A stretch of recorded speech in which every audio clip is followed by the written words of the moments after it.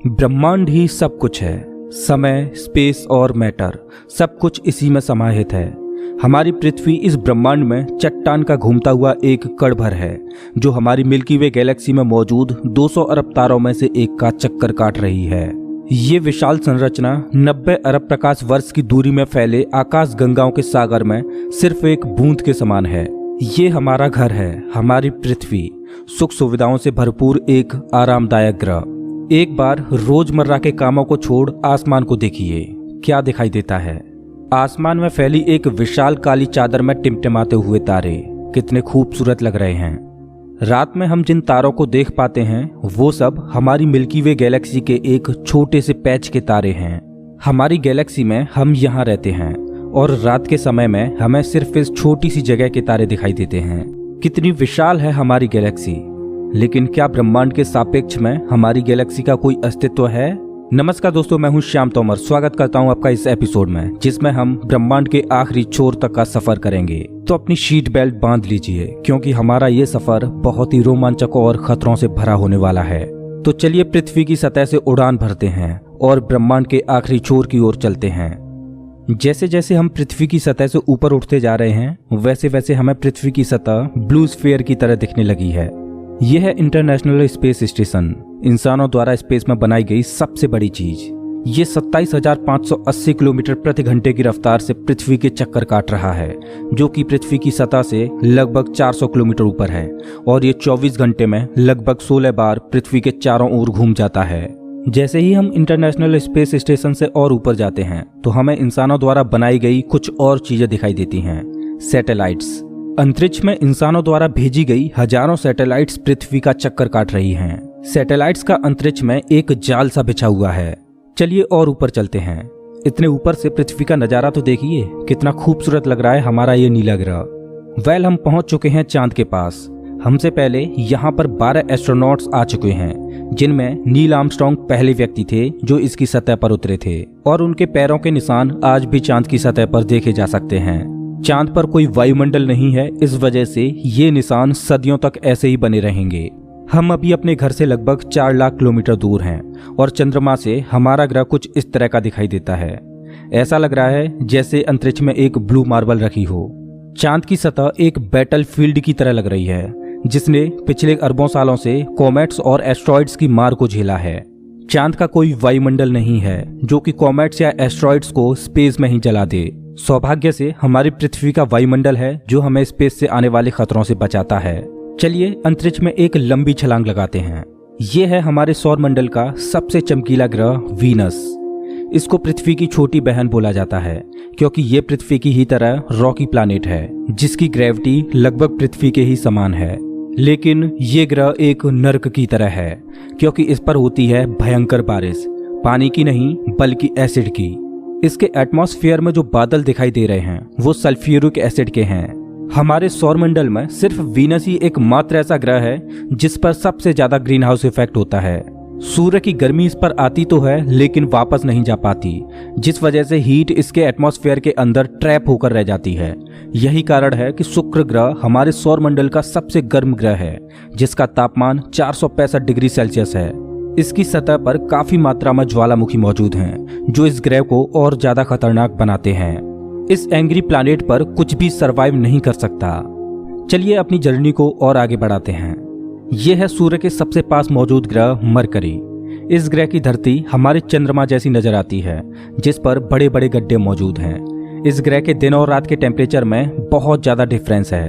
रात के समय में इसका तापमान -170 डिग्री सेल्सियस पहुंच जाता है, तो दिन के समय में 400 डिग्री सेल्सियस को भी पार कर जाता है। चलिए आगे बढ़ते हैं। यह है हमारा भगवान।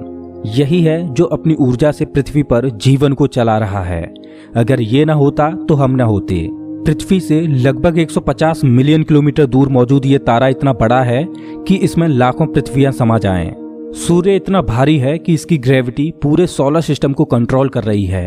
इससे निकलने वाली लपटें इतनी बड़ी होती हैं कि सूर्य की सतह से हजारों किलोमीटर ऊपर तक चली जाती हैं। चलिए अपनी यात्रा को आगे बढ़ाते हैं। यह है पृथ्वी का सबसे नजदीकी ग्रह मंगल। इसकी धरती लाल है, इस वजह से इसे लाल ग्रह भी बोला जाता है। वैज्ञानिक मंगल ग्रह के बारे में जानने के लिए बड़े ही उत्सुक हैं, क्योंकि वैज्ञानिक कहीं ना कहीं ये अनुमान लगाते हैं कि मंगल ग्रह हमारा पास्ट है।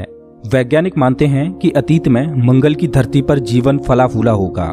मंगल की धरती पर भी सागर मौजूद थे, नदियां मौजूद थीं, इसका खुद का एक एटमॉस्फेयर था। लेकिन आज ये ग्रह वीरान और बंजर पड़ा है। आज वैज्ञानिक इस ग्रह पर सूक्ष्म रूप में ही सही बैक्टीरिया के रूप में जीवन खोजने में जुटे हैं और वैज्ञानिक इस ग्रह पर भविष्य में बस्तियां बसाने की सोच रहे हैं। अगर हम मंगल पर आए हैं तो हम इसे कैसे मिस कर सकते हैं। यह है ओलंपस मॉन्स, एक प्राचीन ज्वालामुखी। मंगल की धरती पर ज्वालामुखी से बना ये पहाड़ पृथ्वी की सबसे ऊंची चोटी माउंट एवरेस्ट से भी लगभग 3 गुना ऊंचा है और ये हमारे सोलर सिस्टम की सबसे ऊंची चोटी है। अगर मंगल की धरती से हम अपने ग्रह पृथ्वी को देखें तो ये कुछ इस तरह की दिखाई देती है। अब आगे की यात्रा थोड़ी सी डरावनी होने वाली है, क्योंकि अब हम एस्ट्रॉयड बेल्ट में प्रवेश कर रहे हैं, जो कि मंगल और बृहस्पति ग्रह के बीच मौजूद है।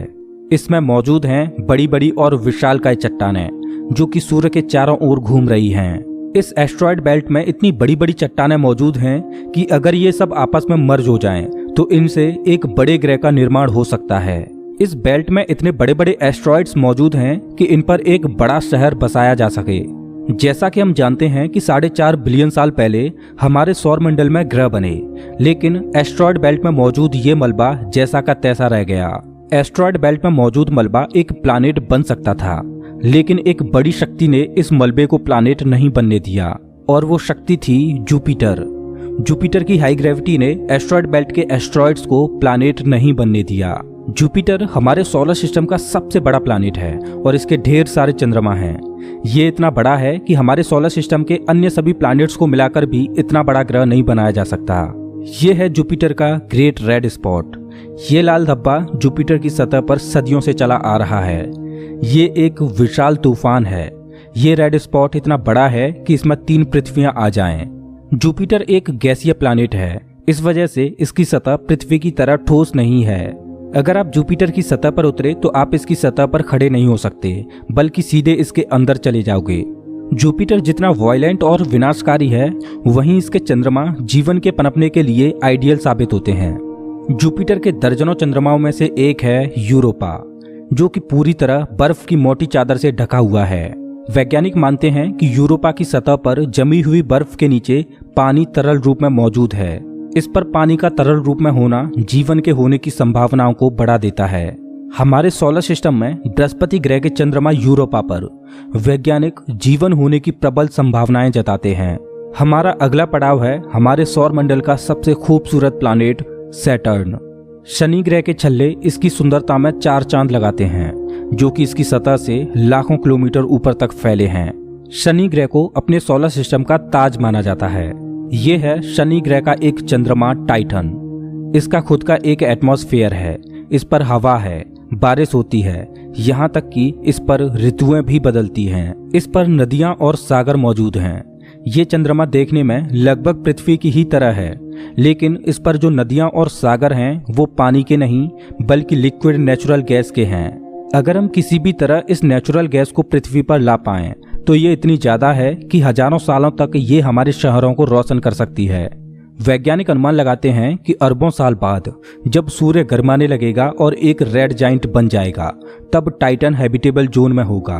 उस समय टाइटन पर पृथ्वी जैसी परिस्थितियां मौजूद होंगी। इस वजह से वैज्ञानिक टाइटन को भविष्य की पृथ्वी मानते हैं। अभी हम अपने घर से इतने दूर आ चुके हैं कि यहाँ से हमारी पृथ्वी एक डॉट की तरह दिखाई देती है। अब जैसे जैसे हम अंतरिक्ष की गहराई में और आगे बढ़ते जाएंगे, वैसे वैसे पृथ्वी हमारी आंखों से ओझल होती जाएगी। हमारा अगला पड़ाव है यूरेनस। प्राचीन समय में यूरेनस और नेपच्यून के बारे में कोई भी जानकारी नहीं थी, जब तक कि टेलीस्कोप का आविष्कार नहीं हुआ। हमारी सौर व्यवस्था का सबसे आखिरी प्लैनेट है नेपच्यून। हमारा सोलर सिस्टम बहुत बहुत बड़ा है, लेकिन नेपच्यून के बाद भी हमारा सोलर सिस्टम खत्म नहीं हो जाता। अपने सोलर सिस्टम की गहराई में हम आगे बढ़ते हैं तो हम पहुंच जाते हैं कुइपर बेल्ट में, जो पिछली एस्ट्रॉयड बेल्ट से 20 गुना चौड़ी और 200 गुना ज्यादा फैली है। ग्रहों की लिस्ट से बेदखल किया जाने वाला प्लूटो भी इसी कुइपर बेल्ट का सदस्य है। कुइपर बेल्ट में एस्ट्रॉयड बेल्ट से भी ज्यादा बड़े बड़े ऑब्जेक्ट्स मौजूद हैं, जिनकी खुद की ग्रेविटी की वजह से इनके चंद्रमा भी हैं। चलिए कुइपर बेल्ट को पार करके आगे चलते हैं। हमारी पृथ्वी से 13 बिलियन किलोमीटर दूर ये है सूर्य से सबसे दूर मौजूद ऑब्जेक्ट सेडना। ये एक बौना ग्रह है जो एक ऐसा स्पेस ऑब्जेक्ट है जो सबसे दूर सूर्य की परिक्रमा कर रहा है। इसकी खोज 2003 में हुई थी। ये सूर्य की एक परिक्रमा 10,000 सालों में पूरी कर पाता है। चलिए अब अपने सोलर सिस्टम से बाहर का रुख करते हैं। अभी हम इंटरस्टेलर स्पेस में प्रवेश कर चुके हैं। देखिए देखिए, अंतरिक्ष की गहराई में ये क्या ट्रेवल कर रहा है। ओह, ये तो वॉयेजर 1 स्पेसक्राफ्ट है। यही तो इकलौता स्पेसक्राफ्ट है जो कि इंसानों द्वारा बनाई गई सबसे दूर मौजूद चीज है। ये पृथ्वी से अब तक 19 अरब किलोमीटर दूर जा चुका है। इस स्पेसक्राफ्ट ने अंतरिक्ष के काफी सवालों से पर्दा उठाया है। ये बंदूक से निकली बुलेट से भी 20 गुना तेज ट्रेवल कर रहा है। चलिए अपनी यात्रा को और आगे बढ़ाते हैं। अभी हम अपने सोलर सिस्टम की हदों से इतने दूर आ चुके हैं कि यहाँ से हमारा सूर्य एक आम तारे की तरह दिखाई दे रहा है, लेकिन इतनी दूर से भी इसकी ग्रेविटी को महसूस किया जा सकता है क्योंकि अरबों की संख्या में यहाँ पर कॉमेट्स को देखा जा सकता है जो सूर्य की ग्रेविटी से बंधे हुए हैं। इन कॉमेट्स में इतना ज्यादा पानी है कि अगर ये सब इकट्ठे हो जाएं तो ये पृथ्वी से भी ज्यादा बड़े और गहरे सागरों को भर दें। वैज्ञानिक मानते हैं कि पृथ्वी पर ज्यादातर पानी कॉमेट्स के द्वारा ही आया है। पेंसपर्मिया थ्योरी के अनुसार पृथ्वी पर जीवन कॉमेट्स के द्वारा ही धरती पर आया। अंतरिक्ष में तैर रही इन छोटी छोटी बर्फीली चट्टानों में जीवन सूक्ष्म रूप में बैक्टीरिया की फॉर्म में मौजूद हो सकता है। कॉमेट्स का एक विशाल बादल हमारे सौर मंडल को घेरे हुए है जिसे ऑर्ट क्लाउड बोला जाता है। ऐसा माना जाता है कि ये ऑर्ट क्लाउड हमारे सौर मंडल की ग्रेविटी की आखिरी सीमाओं पर है। इसके बाद सूरज की ग्रेविटी कमजोर पड़ने लगती है, जिस वजह से इसके बाद सूरज का खिंचाव बहुत कम रह जाता है। अब यहाँ से आगे की यात्रा एक अननोन और रहस्यमयी स्पेस में होगी जहाँ घुप अंधेरा है। यहाँ इतना अंधेरा है कि हम अपनी आंखों से भी कुछ भी नहीं देख पाएंगे। यहाँ देखने के लिए हमें इंफ्रारेड विजन की जरूरत पड़ेगी। हम अपनी पृथ्वी से बहुत बहुत बहुत दूर आ चुके हैं, लेकिन ब्रह्मांड के सापेक्ष में ये हमारा एक मामूली सा स्टेप है। यहाँ से हमें चारों ओर अरबों तारे दिखाई दे रहे हैं, लेकिन अभी हम सबसे नजदीकी तारामंडल की ओर बढ़ रहे हैं। ये है हमारा पड़ोसी सोलर सिस्टम। ये हमसे इतना दूर है कि हमारे सूर्य के प्रकाश को इस तारामंडल तक पहुंचने में 4.3 सालों का वक्त लगता है। इस तारामंडल का नाम है अल्फा सेंटोरी। इस तारामंडल में 3 तारों का समूह है जिनमें अल्फा सेंटोरी ए और अल्फा सेंटोरी बी तारे आपस में बाइनरी स्टार सिस्टम के तहत जुड़े हुए हैं। इस तारामंडल में प्रॉक्सिमा सेंटोरी बी नामक ग्रह मौजूद है जो पृथ्वी की ही तरह हैबिटेबल जोन में है और इस ग्रह पर एलियन लाइफ मौजूद हो सकती है। चलिए अपनी यात्रा को आगे बढ़ाते हैं। पृथ्वी से हम 10 प्रकाश वर्ष दूर आ चुके हैं और हमारे सामने ये एक बेबी स्टार है जिसने अभी अपना जीवन शुरू ही किया है और इस तारामंडल में अभी ग्रहों का जन्म होना बाकी है। हो सकता है कि इस तारामंडल में किसी ऐसे ग्रह का जन्म हो जाए जो हमारी पृथ्वी की ही तरह जीवन को धारण करने योग्य हो, लेकिन अभी इसमें अरबों सालों का वक्त लगेगा। अपनी यात्रा को आगे बढ़ाते हैं। अभी हम पृथ्वी से 20 प्रकाश वर्ष दूर आ चुके हैं और अभी हम ऐसे तारामंडल से होकर गुजर रहे हैं जिसका जन्म हमारे सोलर सिस्टम के साथ ही हुआ था। इस तारे का नाम है ग्लीज 581 और इसकी सबसे बड़ी खास बात यह है कि इस तारे का चक्कर लगा रहा है एक ऐसा ग्रह जो हमारी पृथ्वी से बिल्कुल मेल खाता है और इस ग्रह पर एलियन सिविलाइजेशन होने की प्रबल संभावना है।